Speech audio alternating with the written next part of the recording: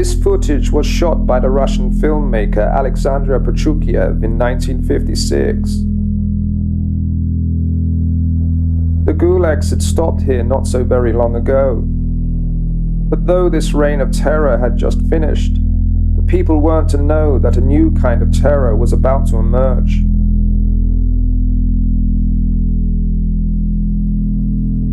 It is not exactly clear what happened here. Officially, nothing ever seems to have gone on. But it was rumored a combination of unusually deep mining activity and large and freak earthquakes had happened recently.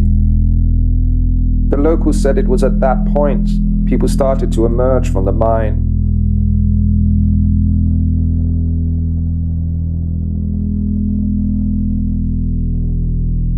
At first, they were just strangers, dressed in a lot of different styles of clothing, and talking in a range of languages nobody could understand.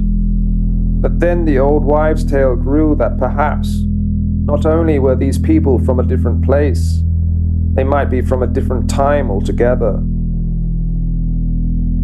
The village quickly became even more disturbed when the first wave of visitors left.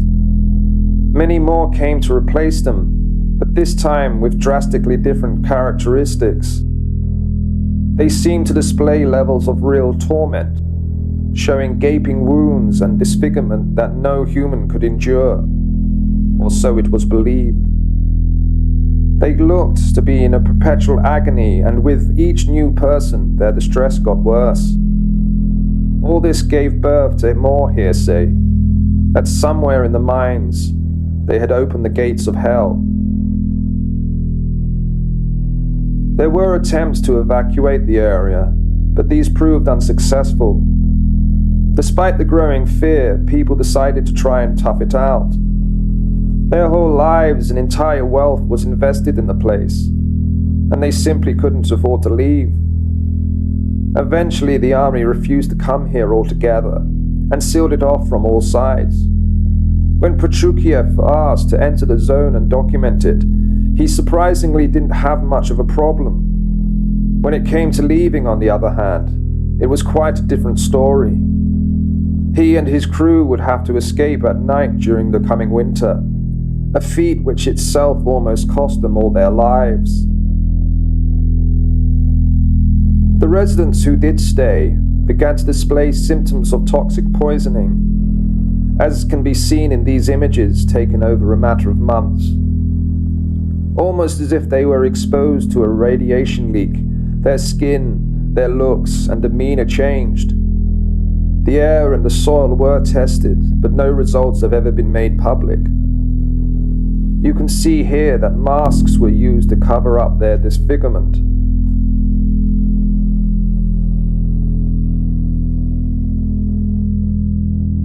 This was one of the villagers who was willing to act as a local guide to Prochukyiv. Most were too afraid to go beyond the boundaries of the outer road, and those who did go would never take the crew as far as the mine.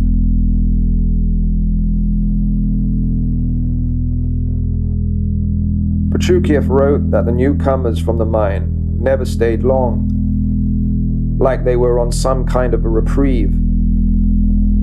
If they really were from hell, it's almost as if they had some sort of a day release program.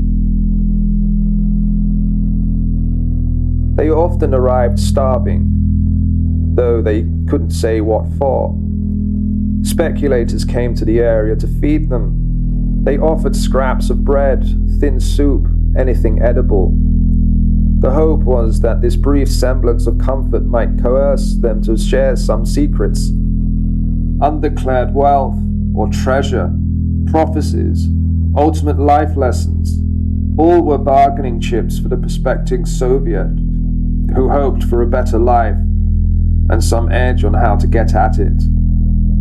Instead, the residents drew on a new kind of dread, one that made them wonder if they would eventually see someone they had actually known. Prochukyiv notes that there was real anguish that people might meet a loved one who hadn't actually moved on to a better place.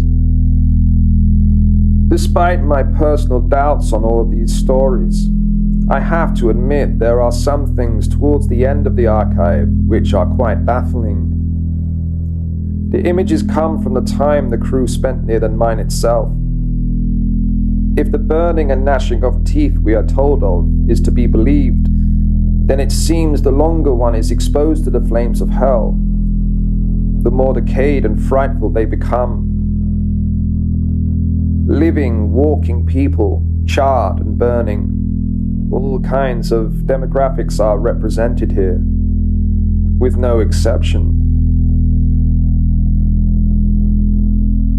It is because of these images that the controversial archive has been so difficult to access all this time. It has to be noted that the special effects of 1956 were not capable of producing such a realistically haunting vision. And this leads one to a simple but perplexing question. If this were never faked in any way, might it actually be true?